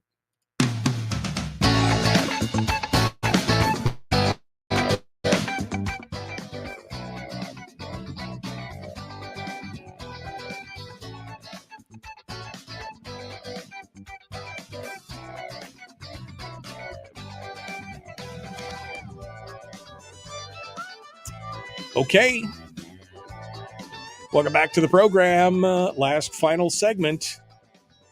Chris Story, the man from Homer, the high schooler from Homer, comes in to share with us his basic high school knowledge. On a sorry, that's a commentary from somebody in the chat room. Chris is here with us to help us with our life, give us a little life coaching, a little betterment. And he joins us right now. Hello, my friend. How are you? Good morning, Michael. I'm grateful to be back. Grateful to be back in voice and grateful to be back with you. Yeah, I heard you caught the bubonic plague or something last week and couldn't come in, or you were recovering from your sex change operation, one of the two. So yeah, they're not mutually exclusive. Oh, they're not mutually exclusive. So what's going on, my friend? How are you doing? Are you feeling better? Everything's good? You're back in the saddle? Oh, yeah. I felt that was the weird thing. It was just a minor head cold that turned into a laryngitis, just affected my voice to a point where I just hardly couldn't speak. So, but it's good to be back. Good to be back. And it's always interesting when you are of faith and you talk about and you promulgate the idea of abundance and gratitude and faith, even in challenging times, to have a challenging time and then fall back on that with which you preach and speak and think about and write about is always a good test. Putting it to the test. Yeah. And I'm here to tell you it works. Absolutely. Absolutely. That's when you get, when you get pressed to the mat and you gotta exercise those things under pressure. That's when puts the metal to the test, so to speak. You know what I mean? To get it done. I totally agree with that. All right, Mr. Story.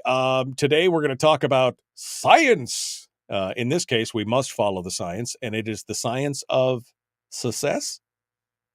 Success. That's it. And of course, success is simply a placeholder for results, whatever results you're looking for in life. So the science of success, you could hear that towards health, wealth, prosperity, relationships, all the stuff that you and I talk about. Science is merely a plan put into action, backed by faith and gratitude. And so if you miss any of those component pieces, your formula just isn't right.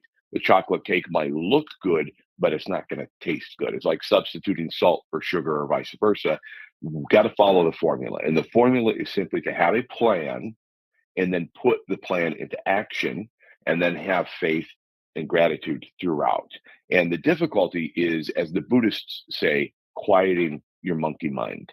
And we all have it. We all have the voice of fear. We have the voice of lack. We have the voice of what if. What if somebody criticizes me because I don't have a degree, a higher degree in finance? I don't even have a high school diploma, actually. In fact, just a GED. I call it a PhGED is what I've got in life. And so you have these questions in your mind that come up and say, well, who am I to achieve this? Who am I to reach for that? Who am I?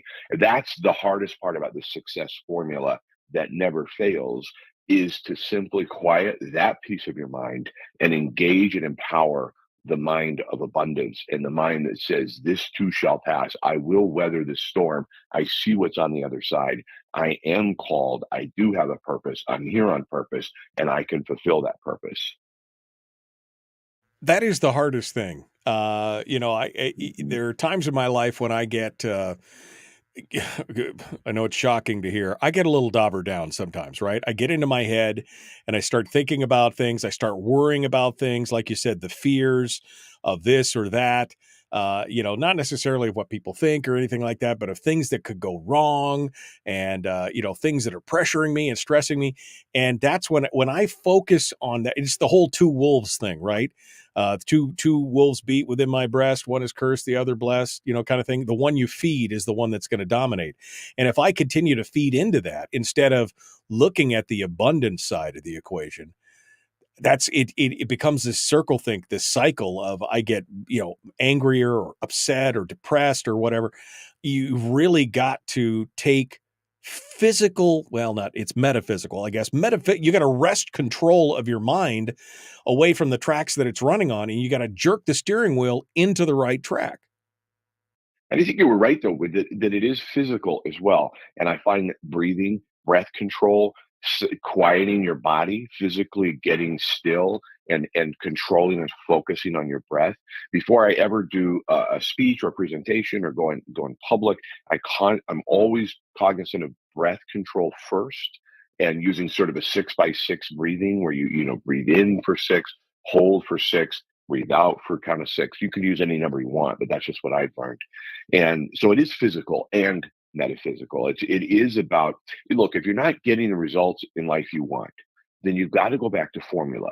And it isn't you, it isn't where you are, it isn't that you don't have enough, it's the formula potentially.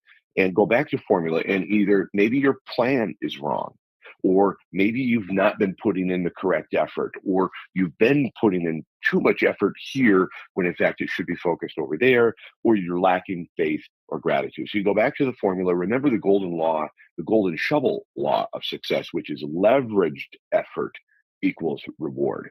Leverage times effort or multiplied by effort equals your goal, the reward, the results you want. So if leverage in this case is the plan, what plan are you following? And then effort obviously is taking action on it. And sometimes we mistake working harder with going in the right direction. And sometimes you need to stop physically, calm your mind, take control of your breath, and just reorient your plan or recommit. Right. Recommit to it and have faith and be grateful for where you are. I had a pretty epic failure this summer with a business thing that I wanted to do. It was somewhere I wanted to take this radio show, and I wanted to take it in this different direction, and it failed. And so I had to really go, okay, hold on. What am I supposed to learn here? And really pull myself back from the brink and go, no, something better is on its way. Abundance is coming in this effort. This multiplier will work. I need to change directions. And I think that this is actually, you and I are a follower of Napoleon Hill and the laws of success and some of those things that happened right at the turn of the last century. And they talk about some of the difficulties and things like that of getting your mind right and focusing and all these kind of things. And I think that actually today it's even worse because we are inundated with stimuli at every point, right? I mean, it used to be in advertising that somebody had to hear something 21 times before it made an impression on them. That was the actual, they'd actually done studies and everything. That's what it actually was, 21 times before it made an impression. That was 25 years ago. Today, it's almost 30 times. Why? Because we got our phones and we got the things and we got the billboards and we got the TVs that have got the ad, and it's this constant inundation of stimuli.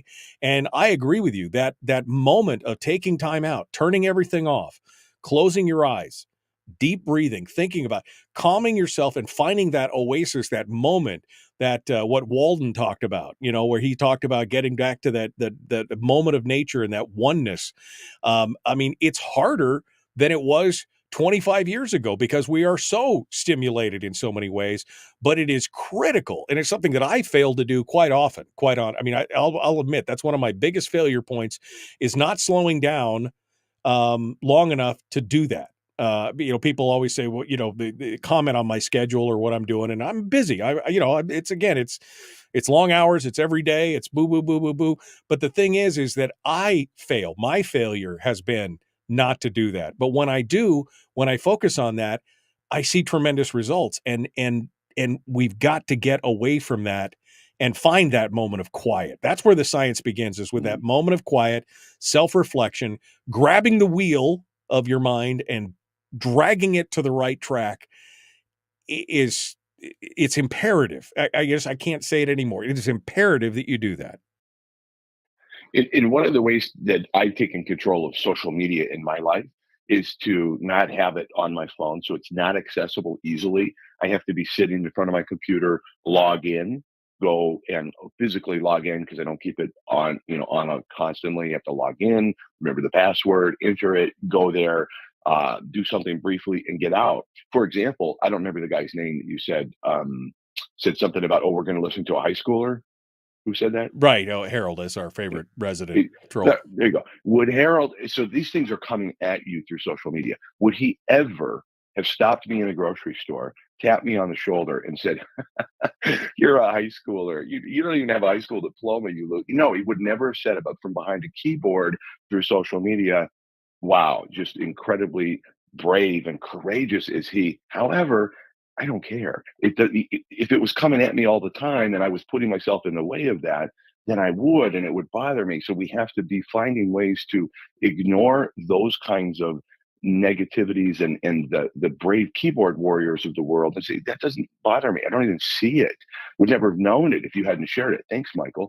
But it's one of those things that, like, this is coming at you constantly 24/7. Now imagine you're a teenager and you're hearing that or reading that and have that constant stimuli, as you say. So I think it's important, as you just said, to get quiet, to be still. I remember when I first moved to Anchorage years ago from Homer, it's down to 5,000. I moved to Anchorage, a couple hundred, 250,000 people. I had to find, for me to survive in Anchorage, I had to find a place. We had owned this condo near Campbell Creek, and I would go down to Campbell Creek and get away from the noise and the crush of Anchorage. But thanks for letting me share this, Michael. It's been a pleasure.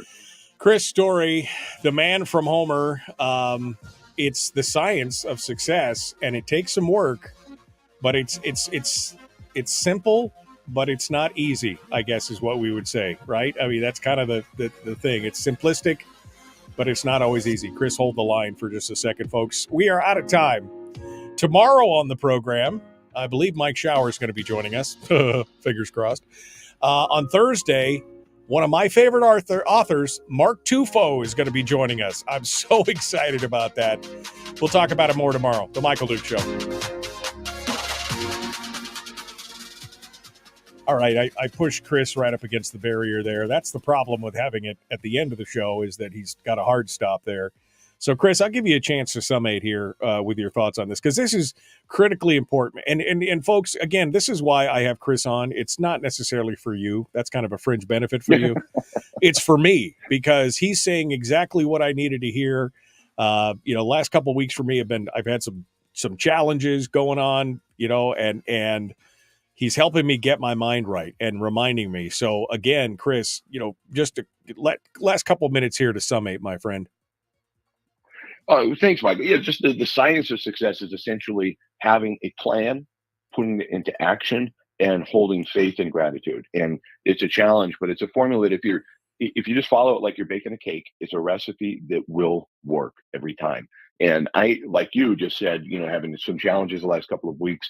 I was just telling somebody the other day called me, and they were having a really tough time financially. They've made a couple critical mistakes. They have owned it, held themselves responsible, understand it, but yet they are feeling like their back is against the wall. And this particular individual feels like they've fallen into a giant, they're, in an 8-foot hole and they're 4 foot tall. That's how they feel. Right. And I told this person, I said, I'm not into failure porn. I don't constantly talk about times that I've tripped and fallen and celebrate it. But at the same time, I'm honest and pretty vulnerable about it when I have. And I shared with this individual a circumstance that I went through in 2008, 9, and 10. It wasn't consistently, but it started, in 2008 when the market began to change.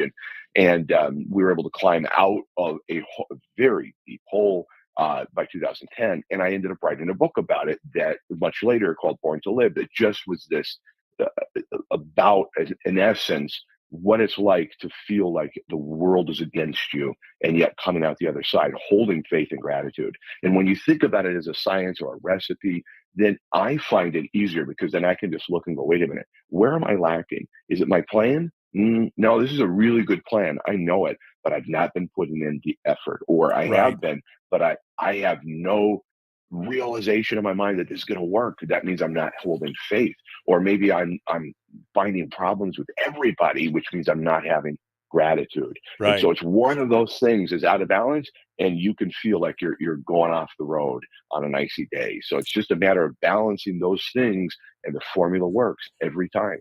I get irritated with myself because I'm like, this thing works, and you let yourself spiral down and go on the wrong track and focus on this negative stuff or these challenges. You're a human being. Yeah. And I get so irritated with myself because I'm like, hey, idiot, what works here. What you need to be focused on.